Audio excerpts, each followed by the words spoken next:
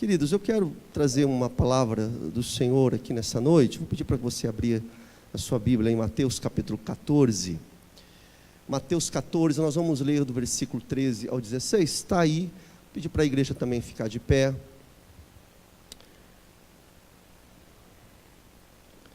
E a nossa palavra hoje é no sentido da visão da igreja, como que a igreja deve caminhar, e eu quero crer e compreender que você tem o fervor da palavra de Deus, e que você faz parte da igreja de Jesus. E se você faz parte da igreja de Jesus, nós temos como igreja do Senhor algumas tarefas a fazer, a desenvolver. Acompanhem a leitura, também está exposto aí na projeção, capítulo 14, versículo 13, diz assim: ouvindo o que havia ocorrido, Jesus retirou-se do barco, em particular, para um lugar deserto. As multidões, ao ouvirem falar disso, saíram das cidades e o seguiam a pé. E quando Jesus saiu do barco e viu tão grande multidão, teve compaixão deles e curou os seus doentes. Ao cair da tarde, os discípulos aproximaram-se dele e disseram: este é um lugar deserto e já está ficando tarde. Manda embora a multidão para que possam ir aos povoados e comprar comida. Respondeu Jesus: eles não precisam ir. Deem-lhes vocês algo para comer. Vamos orar mais uma vez. Feche os teus olhos. Querido e amado Deus, obrigado, Senhor, pela tua palavra que foi lida. Obrigado, Deus, porque nós cremos que o Senhor está aqui conosco. Nós cremos que o teu Espírito Santo está aqui no meio da tua igreja, Pai. E isso faz desse lugar um lugar todo especial, porque o Senhor está aqui entre nós para nos abençoar, para abrir os nossos olhos, o nosso entendimento. E Deus, a tua palavra foi lida, Senhor, e nós lemos a tua palavra com a devida reverência, Pai. Então, Jesus, agora nós clamamos a ti que o Senhor fale ao nosso coração, mesmo, Deus, aquele que entrou aqui despreocupadamente, Deus, que possa ser tocado pela tua palavra, todos nós, Senhor, para que o teu nome, para que o Senhor seja honrado e glorificado no nosso meio, no nome de Jesus. Amém. Podeis assentar, irmãos. Gente querida, servos do Senhor, o tema que nós queremos pensar aqui, que eu coloquei, é resgatando a voz do Mestre. E em minha análise singela, resgatar a voz do Mestre nos leva a 3 princípios. Ouvir a voz de Jesus, ainda nos dias de hoje, resgatar a voz, a mensagem do Senhor para a igreja, basicamente nos conduz a 3 princípios. Primeiro, um culto de excelência. Outro princípio de cuidar de pessoas. Nós vemos isso nos ensinamentos e na postura de Jesus, cuidar de gente, cuidar de pessoas. E um terceiro princípio que nós aprendemos com as orientações do Senhor é cumprir a missão. A igreja cumpre a missão, não é? Que missão? De falar do Evangelho, de apregoar o Evangelho da graça. Então, nós queremos e precisamos resgatar a voz do Senhor para o nosso tempo, não é? Isso aqui é a igreja. E a igreja de quem, irmãos? De quem é a igreja? Jesus. É Jesus quem orienta, é Jesus quem determina, é Ele quem dirige, não é? É Ele quem norteia o seu povo. E a voz do Senhor, dirigindo a sua igreja, aponta para esse caminho que a igreja deve resgatar, para essa prática: culto, adoração, cuidar de pessoas, e também praticar a missão, que é o Evangelho, levar o Evangelho, levar a palavra do Senhor que transforma os corações. E aí, é possível ouvir a voz de Jesus, é possível praticar aquilo que o Senhor requer de nós como igreja, sermos abençoados e sermos plenos. É possível participar de um culto excelente, vida de adoração, cuidar de pessoas, ter essa preocupação. Igreja, você que nos visita, que bom seria se você se sentisse acolhido aqui no nosso meio, como povo de Deus, família, porque nós cuidamos de pessoas. Resgatar a voz de Jesus para a igreja dos nossos dias é cumprir a missão, pregar o Evangelho, pregar as boas novas, aquilo que o Senhor tem de melhor para um ser humano, para uma pessoa, que é a salvação eterna.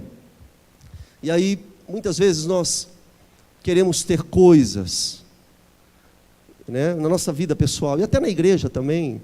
Que bom se nós conseguíssemos comprar poltronas. O que você acha de ter poltronas assim confortáveis aqui? Bom ou não? E ar-condicionado? Ah, eu sou o primeiro. É bom, né? Coisas. Só que quando nós olhamos aqui para o propósito, essas coisas vêm naturalmente, acontecem naturalmente na vida da igreja e também na vida das pessoas, quando nós nos envolvemos com o principal. E quando nós falamos do principal, a obra de Deus, igreja do Senhor, não se faz com dinheiro. Dinheiro é uma parte aí. A obra de Deus se faz com fé. A obra de Deus se faz com amor. E o resto acontece. A obra de Deus se faz com unidade. A obra do Senhor se faz com relacionamento. Todos nós caminhando na mesma visão, fé, amor, unidade e comunhão. A obra do Senhor, o reino de Deus é constituído dessa forma. E aí, nesse ponto, nesse aspecto, nós entendemos que o Senhor vai dirigindo a sua igreja. Esses dias eu recebi uma foto, e aqui nós estamos entre irmãos, e uma foto dessas igrejas grandes, batista. E sabe o que estava mostrando lá na foto? A foto tinha um grupo enorme de pessoas, acho que tinha umas 400 ou 500 pessoas, é muita gente, trabalhando, sabe no quê? Pintando o templo. Eu achei aquilo fantástico. Achei aquilo sensacional, porque certamente que ali, 400, 500 pessoas, haviam pessoas de diferentes níveis sociais. Mas todos ali estavam porque entenderam o que é família, o que é igreja, o que é comunhão, o que é ter unidade, o que é estar caminhando na mesma visão. Todos eles entenderam. Fé, amor, unidade, comunhão, família do Senhor. E aí, nesse aspecto, a liderança ministerial e a liderança de pequeno grupo arrasta pelo exemplo, não é isso que a gente ouve? E é verdade. Pelo exemplo de estar à frente, de estar trabalhando, de estar unido. Aliás, quem faz parte da nossa classe de novos membros, nós trabalhamos lá na nossa classe um negócio assim que é para quebrar os paradigmas, quebrar aquelas estruturas intocáveis. Nós dizemos o seguinte na nossa classe de membresia: olha, você que está ingressando nessa igreja, você que está chegando aqui na igreja, é importante que você entenda que você está sendo trazido por Deus para participar, para contribuir. Você chega aqui na igreja para viver a vida da igreja, para se envolver, para pertencer, para servir, conforme o Senhor nos orienta, nos mostra. Isso é ser igreja. Dá para ouvir assim um amém pentecostal? Servir. Isso é muito importante. Então, aqui no texto, vou pedir para você abrir a sua Bíblia, nós não vamos ter os textos. Fica a sua Bíblia aberta aí, no texto de Mateus, aí no capítulo 14. Aqui no texto, irmãos queridos, observe aí que no versículo 13, a voz de Jesus, ela ainda ecoa nos nossos dias. A voz de Jesus ainda reverbera no nosso tempo, para a sua igreja. Nós vemos aqui que no versículo 13 do capítulo 14, as pessoas, elas saíram das cidades para seguirem a Jesus. Uma pergunta que eu quero fazer: eram poucas pessoas que saíram da cidade para seguir a Jesus? O que diz aí na Bíblia? Era o quê? Uma multidão da cidade, ou das cidades, seguiam a Jesus a pé. Por que seguiam a Jesus? Na carência de suas almas, na necessidade de suas vidas, no vazio existencial do ser, procuravam a seguir Jesus, seguiam a Jesus. E aí é maravilhoso, por isso que nós somos cristãos, que a voz do Senhor, a mensagem de Jesus, a mensagem dele fazia diferença, transformava, mudava. E aí, essa mesma voz, essa mesma mensagem, essa mesma graça do Senhor, ainda atua poderosamente para transformar, mudar vidas, pessoas. Continua. Eu creio nisso. Você crê ou não? Creio. Porque senão não tem sentido a gente estar aqui. Senão é um clube, é uma reunião, é uma palestra. Eu nem sou tão bom assim fazer palestra. É melhor ouvir um cara que vai fazer a gente dar risada. Nós só estamos aqui porque nós cremos que o poder de Deus atua no meio do povo quando o povo está reunido. Em nome de quem? Em nome de Jesus Cristo. Então essa igreja, a Igreja Batista do Estoril, nós queremos ter o compromisso de apresentar a voz de Cristo, a mensagem de Jesus para as pessoas, na cidade de Bauru.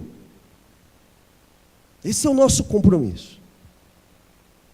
Essa é a nossa visão. Eu comentei na nossa reunião do conselho que nós estamos orando e estamos pensando em trazer para o segundo semestre, aqui na nossa igreja, um evento chamado Summit. O que é o Summit? Talvez você não saiba. O Summit é um evento que prepara pessoas, que ensina pessoas para sair lá na cidade, ir lá no meio da sociedade e levar a mensagem de Cristo. Transformar a cidade. O Summit é um evento fantástico. E ele tem essa proposta de atuação em todas as esferas da sociedade, de atuação em todos os sentidos aí da vida, né, da nossa sociedade. Então, o Summit prepara pessoas para sair e atuar no meio do comércio, da indústria, da educação, na área da saúde, na área do lazer, do esporte, assim por diante. Então, o Summit tem uma proposta de preparar agentes para se infiltrar na sociedade. Parece coisa de filme de espionagem, né? Preparar pessoas para se infiltrar. E é isso aí mesmo. Só que é o seguinte, são pessoas para se infiltrar, não é para explodir ninguém, nem para causar nenhum tipo de dano, mas é para levar amor. Prepara pessoas para levar a graça do Senhor, para transmitir a verdade, a ética, o jeito de Jesus de ser. Prepara pessoas para levar salvação no meio da cidade. Isso é fantástico. Então, com tantas coisas que nós viemos aqui e precisamos da bênção de Deus, mas resgatar a voz do Senhor para a igreja de Jesus Cristo, é sempre urgente e importante lembrar que o Deus que nós servimos, que o Deus da Bíblia, Ele deseja transformar pessoas, transformar vidas, resgatar gente, dar sentido de existência para as pessoas. Essa é a intenção do Deus da Bíblia. Esse foi o plano maior de Jesus Cristo ao descer da sua glória e vir aqui a esse mundo, mudar pessoas. E Deus quer que cada um de nós que somos da igreja participemos desse projeto, desse plano majestoso, desse plano glorioso de transformar pessoas, de sermos agentes de Cristo Jesus, transformadores na cidade de Bauru. Pode dizer glória a Deus? Eu creio que o Senhor pode nos usar, Ele quer nos usar. Nós precisamos dizer: Senhor, eis-me aqui. Venha e use a minha vida. A voz do Senhor nos convida, nós como igreja, a fazer essa diferença. De repente você pode estar aqui, você entrou aqui, olha só, e você pode pensar assim: puxa, pastor, mas eu vim aqui nessa noite, eu estou precisando de amor, eu estou precisando de cuidado, eu estou precisando da bênção de Deus na minha vida. E aí eu digo para você: espera um pouco, nós vamos chegar lá. Mas eu quero falar um pouquinho sobre o nosso papel como igreja do Senhor. Então, tomando o nosso texto base, olha lá, eu separei aqui em 4 pontos. Primeiro ponto, versículo 13 do capítulo 14, nós vemos que Jesus, Ele estava acessível. Ele estava acessível. Com esse texto aqui de Mateus, nós aprendemos que Jesus, Ele estava acessível aos necessitados. Isso é maravilhoso de perceber. As pessoas podiam chegar até Jesus, o Rei da Glória, o Senhor de todo o universo. As pessoas podiam chegar até Ele, ir lá até Ele. E qual é a aplicação que nós podemos fazer para nós, como igreja do Senhor? Eu e você, que fazemos parte da igreja de Jesus Cristo. Igreja de Jesus, nós representamos a Jesus. Nós somos representantes de Cristo na terra. Irmãos, isso é muito sério. Se nós olhamos e vemos que as pessoas tinham acesso a Jesus, essa é uma mensagem clara e nítida para a igreja dos nossos dias. Que as pessoas têm que ter acesso a nós, somos representantes de Cristo. E isso parece bem lógico, mas não é nada fácil de exercitar. É bem difícil. É bem difícil das pessoas terem acesso a nós. Por isso é que o nosso sonho, sobretudo para você que é membro dessa igreja, nosso sonho é que a Igreja Batista do Estoril, presta atenção nisso, tenha suas portas abertas, para as pessoas virem, para as pessoas experimentarem a graça do Senhor, o Evangelho de Jesus Cristo, para que a Igreja do Estoril seja receptível às pessoas, para que as pessoas encontrem aqui no nosso meio a graça, o amor do Senhor Jesus. Venham todos como estão. Conhece aquele hino? Eu venho como estou. Venha, porque o Senhor, Ele é poderoso para transformar a todos segundo a imagem do seu Filho. A Igreja do Batista do Estoril tem que ter essa premissa. Se não for assim, não há sentido algum de existirmos. Portas abertas. Todas as portas. Os cantos abertas. Para as pessoas virem e conhecerem a graça do Senhor. Se você é da igreja, é membro da igreja, e de repente você está olhando aí perto de você, tem alguém que não é da igreja, no final você pode dar lá um forte abraço. chegar perto da pessoa, dar um largo sorriso, e a pessoa se sentir, você que está aqui nos visitando, se sentir acolhido aqui no nosso meio. Somos família de Deus, igreja do Senhor Jesus. Isso aqui é de Deus. A igreja é de Deus, não é de ninguém. Nós temos aqui esse espaço para nos reunirmos e adorarmos o Senhor, e para que Ele manifeste aqui no nosso meio a sua graça e o seu amor bendito. Então, a partir desse ponto, aqui na igreja nós podemos ter pessoas de várias classes social.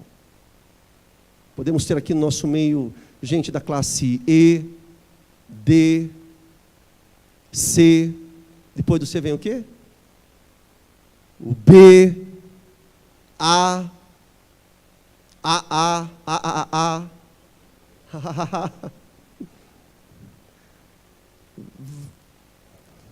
Pode ter vários níveis no nosso meio. Mas aqui dentro nós somos todos iguais. Aqui dentro somos todos lavados e remidos no sangue de Cristo Jesus. E aqui no nosso meio, todos que se achegaram a Jesus foram transformados em filhos de Deus. Igreja do Senhor Jesus Cristo. Pessoas transformadas pelo poder do nosso Deus. E o respeito e o amor mútuo é o que rege o nosso relacionamento. As relações entre nós. O respeito, o amor. Isso cria e gera unidade aqui. Porque o nosso foco aqui é só uma pessoa. Jesus Cristo de Nazaré. Ponto 2, olha lá, o que mais que nós vemos aqui no texto? Então, as pessoas tinham acesso a Jesus, mas não apenas Jesus era acessível, mas olha aí no versículo 14, Jesus tinha compaixão. Daqui a pouco nós já vamos terminar, eu quero te conduzir, te levar a pensar um pouquinho. Por quê? Quando nós olhamos para os nossos dias, por que a igreja, que é representante de Cristo Jesus, não tem tido compaixão? O que aconteceu? O Jesus que nós servimos, ele tinha compaixão. Jesus amou as pessoas, aliás, ele ama as pessoas. Ele ama a todos. O texto está dizendo que ele teve compaixão das pessoas. Responda para você, o que é ter compaixão? É olhar para o outro e sentir a dor do outro. É olhar para o outro e se ver no lugar do outro. É olhar para o outro e querer ajudar o outro. Ser solidário ao outro, de verdade. Não apenas ter uma dó rasa, superficial, uma dó momentânea, daí vira as costas e vai tocar a vida. Não. Compaixão, como Jesus teve, é uma compaixão que se envolve, que se doa, que quer amenizar a dor do outro. Jesus tinha compaixão. Se essa igreja for uma igreja que ouve a voz de Jesus, e igreja não é instituição, não é placa, é você, nós todos. Se essa igreja Batista do Estoril resgatar aqui essa compaixão de Jesus Cristo, resgatar a voz do Mestre, Deus vai fazer milagres maravilhosos no nosso meio. Coisas grandiosas entre nós. O exercício da compaixão. Jesus, ele tinha compaixão. A voz do Senhor quer nos ensinar isso, de amar a pessoa próxima, amar o outro, amar o outro, se entregar para o outro, acolher pessoas, socorrer gente, restaurar pessoas que se perderam na vida.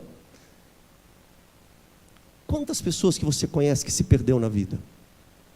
Amigos lá do teu trabalho. De repente, da tua família. Pessoas que se perderam na vida justamente porque não tem Deus. Lembra do domingo passado, nós falamos do Santo Agostinho?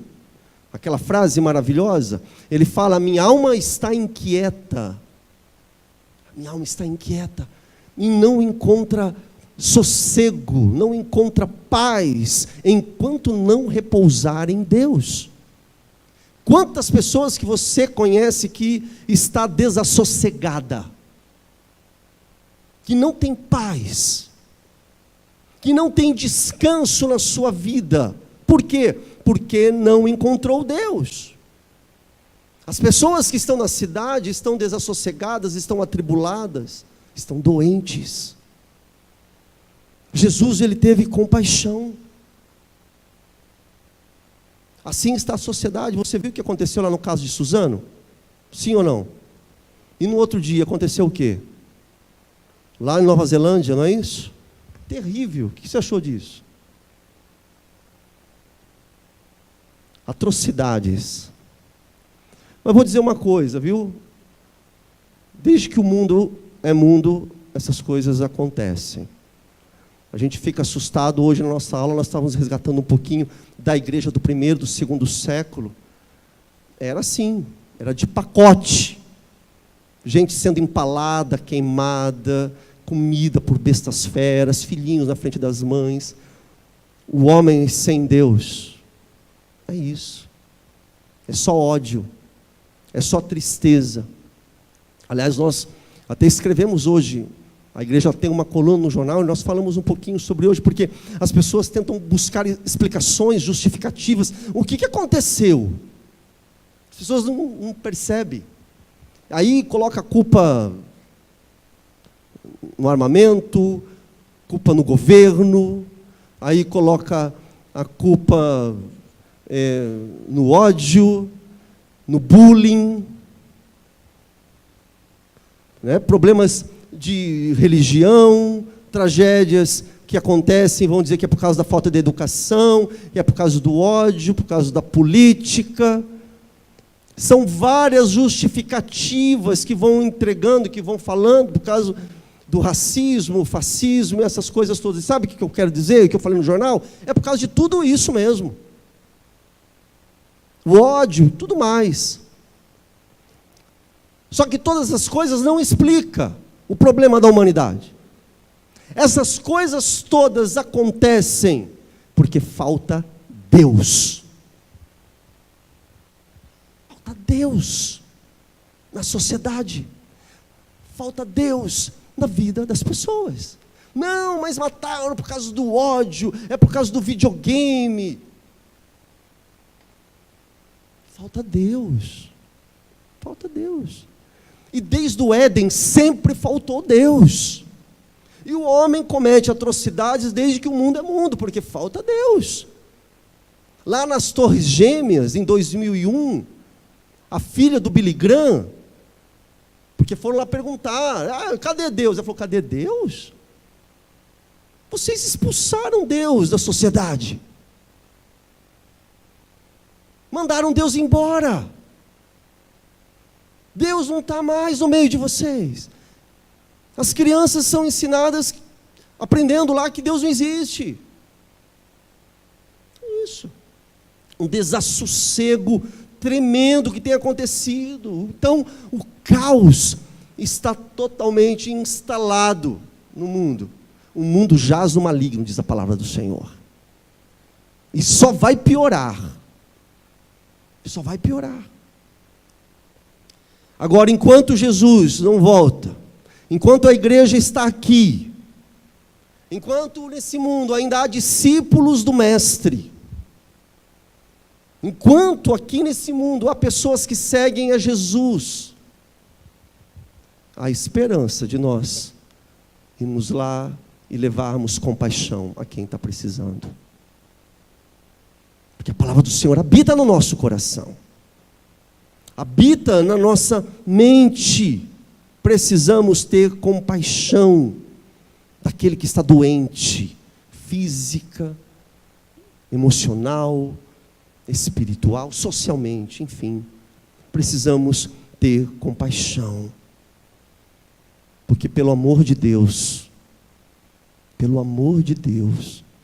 se você é de Jesus, você tem o antídoto para o mal.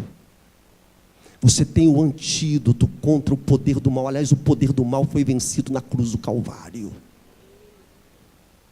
As pessoas não sabem, você sabe. Não só sabe, você experimentou, você tem essa experiência na sua vida. Precisamos levar compaixão. Não podemos esconder esse antídoto. O remédio que vai curar as vidas abatidas, destruídas, com ódio, desassossegadas, é papel da igreja. Eu quero ser abençoado. Sim, você quer ser abençoado, a bênção do Senhor já está sobre você. Seja você uma bênção agora. Sê tu uma bênção, meu irmão e minha irmã, em nome de Jesus Cristo. Precisamos proclamar o Evangelho da paz. Precisamos levar a compaixão. Na nossa mensagem nós temos que falar assim: olha, não desista do teu marido, não desista da sua mulher, não desista do teu filho, não desista de você, porque Jesus venceu na cruz, e a bênção dele está sobre você. Eu louvo a Deus, porque aqui no nosso meio tem um montão de gente que sabe amar, amém? Eu louvo a Deus porque aqui no nosso meio tem um monte de gente disposta a servir, a cumprir a obra do Senhor, gente que está pronta a ajudar. Louvado é o nome do Senhor por isso. É o Senhor, é a ação do Espírito Santo. Então nós podemos nos reunir e fazer do jeito certo. Falar: Senhor, eis-me aqui, eu sou igreja, e eu quero ter compaixão, representantes de Cristo aqui nesse mundo. Ponto 3, vamos lá, no versículo 15, se você tiver com a tua Bíblia, veja aí na tua Bíblia. Jesus tinha um plano.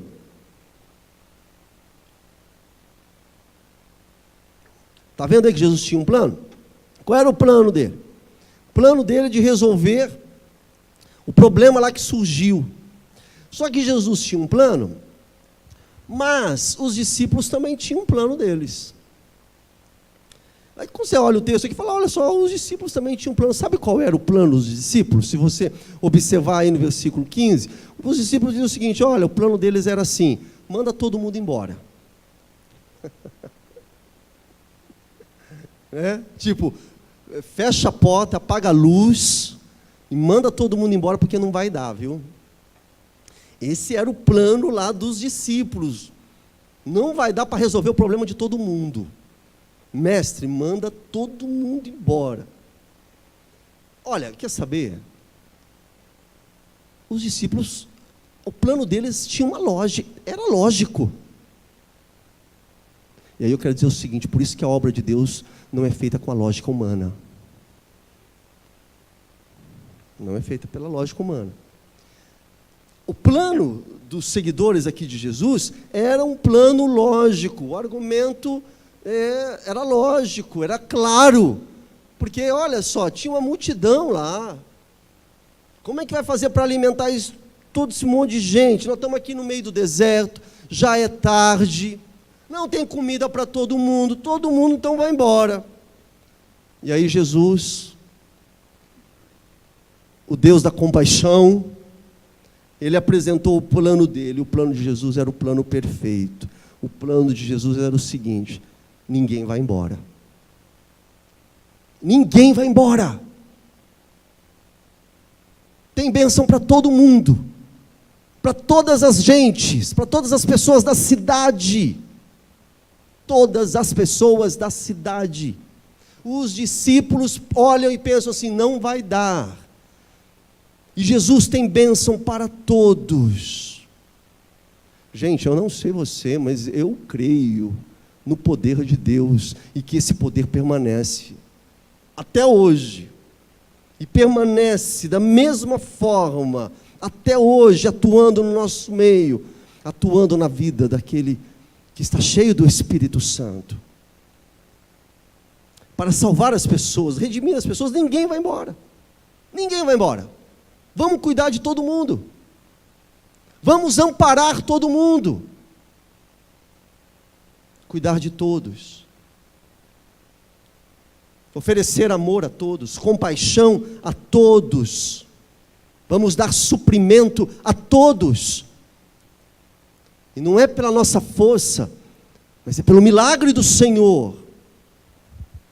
É isso. Olha, nós começamos aqui na igreja, aulas de música para a moçadinha, e também para alguns irmãos, e o foco era esse, de ensinar música, e é esse, para os nossos juniores e para os nossos adolescentes. E qual é o objetivo? Dar formação musical para as nossas crianças, cultura musical para os nossos filhos. Qual é o objetivo? Cuidar da igreja, o futuro da igreja, e investir nos nossos filhos. E tem vaga para todo mundo. Assim é a igreja do Senhor. Cuidar das nossas crianças, cuidar dos nossos filhos. Começamos essas aulas. Eu, por exemplo, já conversei com alguns jovens. Eu tenho o sonho da gente organizar e administrar aula fitness aqui. Eu não sei aonde, como que é aqui no estacionamento aqui do Pão de Açúcar. Nós pensamos nisso, fizemos até uma reunião. Não sei, irmão, você percebeu já quanto professor de educação física tem aqui na nossa igreja? Por que você acha que Deus mandou esse monte de professor de educação física aqui? É possível, imagina, a nossa igreja fazendo a diferença aqui no bairro, levando saúde no corpo e também a palavra de Deus. Bênção do Senhor, vamos cuidar disso. A igreja abrindo as portas, envolvendo pessoas. Vamos levar o amor, a compaixão de Cristo, levar lanche, levar ensino, levar a palavra de Deus em alguma escola da periferia. Pessoas da cidade. Jesus, as pessoas eram acessíveis, tinham acesso a Jesus. Ele era acessível. A igreja tem que ser assim também. Agora, o que não pode acontecer? Vamos lá para a escola e vai meia dúzia. Aí não. Podemos nos organizar, vamos 30. Depois vai outros 30. E assim por diante. Compaixão. Compaixão de Cristo Jesus em nossas vidas. Sabe por que nós levamos lanche no hospital? Você sabia que a nossa... Depois nós vamos orar no final aqui, viu? Cadê o irmão Beto? Está lá, nós vamos orar aqui no final. Sabia que a nossa igreja leva todo domingo lanche lá no hospital? Agora vocês acham que nós vamos lá para levar lanche só? Se for só para levar lanche, não precisa nem levar lanche. Nós vamos lá para levar um sorriso, compaixão, palavra de Deus, orar pelos enfermos, as pessoas que estão desesperadas, sem esperança. Hoje, de repente, não é o teu caso, mas todos nós passamos por momentos difíceis. Uma pessoa que está lá na fila do hospital, daí chega lá o nosso povo, com um sorriso na cara, um sorriso largo, abençoado. É melhor levar 30 só, 30 lanches, viu? 30 lanches, bem feito, oração, abraço, tocar, sorrir, do que levar 200, toma. Não funciona. A igreja que faz a diferença, a igreja que ama, a igreja que se compadece, a igreja que recebeu e ouve o chamado de Jesus Cristo, o nosso Senhor. E por último, quem segue a Jesus participa do plano. A última parte aqui. Jesus, eu acho fantástico isso, Jesus está pronto para operar um milagre. E é Jesus quem opera o milagre. E é Ele quem tem o poder para multiplicar. E nós vamos terminar, e eu gostaria que você se ligasse nisso. Mas Jesus tem prazer de que os seus seguidores participem junto. Ele tem o poder para fazer todo o milagre ali. Deus tem o poder de fazer todo o milagre, mas Ele escolheu eu e você para a gente participar junto. Os seus seguidores, aqueles que o seguem, os seus discípulos. Tanta coisa que a gente leu. Eu li um livro uma vez, eu me lembro que o autor estava falando sobre, ele deu um exemplo, eu não me recordo qual é o livro, mas ele estava falando de jogo de basquete. Olha só, ele disse o seguinte, o autor dizendo que ele tinha um amigo, e o amigo dele era muito bom no basquete. O cara era um Michael Jordan no basquete. E ele dizia o seguinte, e ele era muito ruim nisso, muito ruim. Mas ele dizia o seguinte, na sua história, que o seu amigo que era bom de basquete, cuidava dele, gostava dele, e chamava ele, vamos lá jogar basquete. Ele falou, mas eu vou lá fazer o quê? Eu sou ruim disso daí. Não, mas vamos lá. Aí chegava lá na quadra, na hora do jogo, esse amigo que é o craque do basquete, fazia toda a jogada, driblava 1, driblava 2, 3, 4, fazia toda a jogada, daí chegava lá debaixo da cesta, lá no garrafão, entregava para ele e falava assim, faz o ponto. E ele estava dando esse exemplo, num livro que eu li há muito tempo, dizendo que é isso aí, Jesus ele faz assim conosco. Ele faz assim com você. Não tem nenhum bom aqui entre nós. Se depender de nós, não sai nada. Se depender de nós, não acontece nada. A gente é ruim por natureza. E aí vem o nosso craque, Jesus. E aí ele faz toda a jogada, ele faz tudo. Ele fala assim, vem, participe junto. Participe junto aqui do milagre. Ele quer a gente participando junto. Nós seremos bobos se não ouvirmos o convite do nosso Senhor para participar dessa grande obra que Ele faz. Olha lá, o milagre da multiplicação era trabalho de Jesus.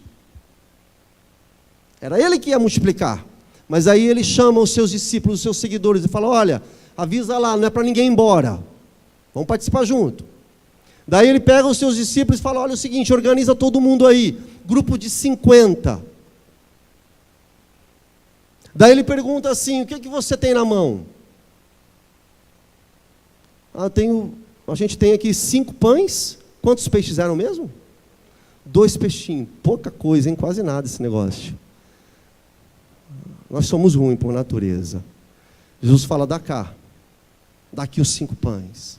Me dá aí os 2 peixes. E aí Jesus faz a multiplicação. Eu quero vocês trabalhando junto comigo. Ele faz um milagre. Aí Ele dá na mão dos discípulos. Ele fala, agora vai lá e distribui o alimento. Distribua a graça. É de graça, é para todo mundo participar.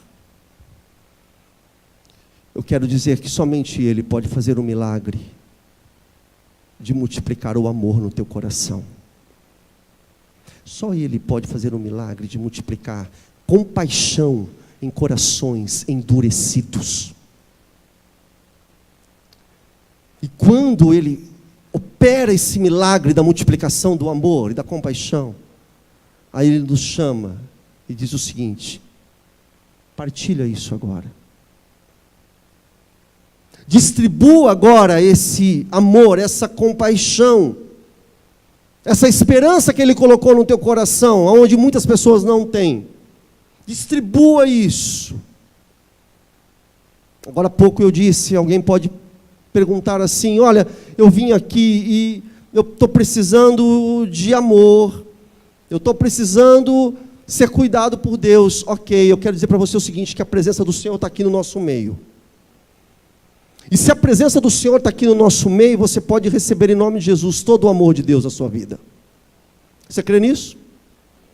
Você pode receber a cura do Senhor. E não é porque eu estou falando, é porque Ele está entre nós. Receba a cura do Senhor. A paz de Deus que está faltando no teu coração.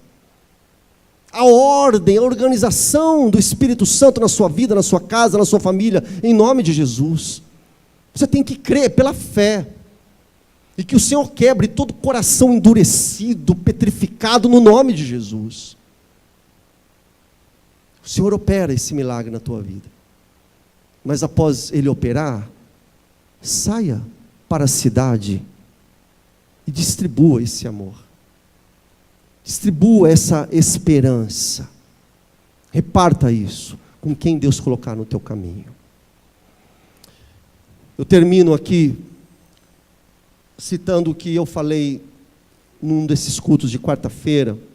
Eu estava dizendo lá sobre um profeta Jonas, profeta antipático, profeta ranheta, teimoso, obstinado, duro de coração era Jonas. Nós estamos falando aqui de sairmos e levar a graça do Senhor. Aliás, se nós estamos aqui é porque a graça do Senhor te alcançou.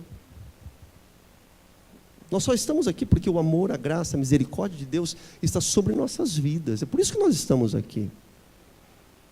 E aí nós somos conduzidos pela voz do Senhor. O nosso papel é ir e dividir essa graça com a cidade. Aliás, era o que Jonas não queria fazer. Ele não queria partilhar a graça com a cidade de Nínive. Ele não queria. E nós estamos aqui por causa da graça do Senhor. E aí eu comentei naquela oportunidade que quando nós olhamos, nós já vamos terminar, quando nós olhamos para a igreja de Atos, é lindo de ver lá naquela igreja, a igreja que está nascendo. O livro de Atos, para você que não sabe, é o livro histórico do Novo Testamento. E ali no livro de Atos, nós vemos que a igreja está iniciando e está começando a crescer, e é uma igreja viva, e é uma igreja linda. É uma igreja linda porque nós percebemos que ali na comunhão, no relacionamento, na unidade do povo, havia amor. E naquela igreja ali que iniciava, eles não tinham preocupação com nada, no sentido de liturgia, da mecânica, da estrutura, nada disso. Quando você lê lá em Atos, a preocupação daquela igreja era com Jesus Cristo, a centralidade do culto era Jesus. Bonito isso, né? A preocupação daquela igreja era com a palavra apostólica. Eles tinham essa preocupação, com Jesus no centro, com a palavra apostólica como fundamento da mensagem, como fundamento da pregação. A igreja estava assim, amando ao Senhor. Então não tinha preocupação nenhuma com nenhum tipo de estrutura, nada disso. Eles se preocupavam, sabem em quê? Em partir o pão. Eles se preocupavam em que tudo que era meu era teu, e vice-versa. E a Bíblia diz assim, que tudo eles faziam com singeleza de coração. Tudo eles faziam com singeleza de coração. Era o amor que estava ali entre eles. E aí, o livro de Atos diz que a igreja caiu na graça do povo. A igreja do Senhor caiu na simpatia da cidade. E o Espírito Santo ia acrescentando aqueles que iam sendo salvos. Não é maravilhoso isso? O que você acha? Percebeu? Ou não? Percebeu isso? Uma unidade, sem preocupação, né, com a mecanicidade do sistema, nada disso. Era unidade, amor, Jesus Cristo centro, a palavra, corações singelos, repartindo tudo que tinham, pão, e a cidade olhava para eles e via eles como simpáticos, caíam na graça do povo. Então você imagina que tinha lá um cristão lá em Jerusalém no primeiro século, caminhando, andando, e aí alguém perguntava: "Oh, da onde você é?" Daí a pessoa respondia assim: "Eu sou lá da igreja." Daí a pessoa olhava para ele e falava assim: "Não, você é da igreja? Puxa, que legal, eu acho tão incrível. Eu queria fazer parte disso daí, da igreja lá de vocês." Já imaginou se a nossa igreja Batista do Estoril cai na graça da cidade de Bauru? Hã? Eu tenho convicção de que Deus quer isso. Basta nós falarmos assim: "Deus, me usa, eu também quero." E aí nós vemos que a igreja do Senhor, ela era muito bem vista. Agora eu não sei o que deu na gente. Presta atenção aqui. Eu não sei o que deu na gente, que nós nos tornamos uma igreja tão antipática.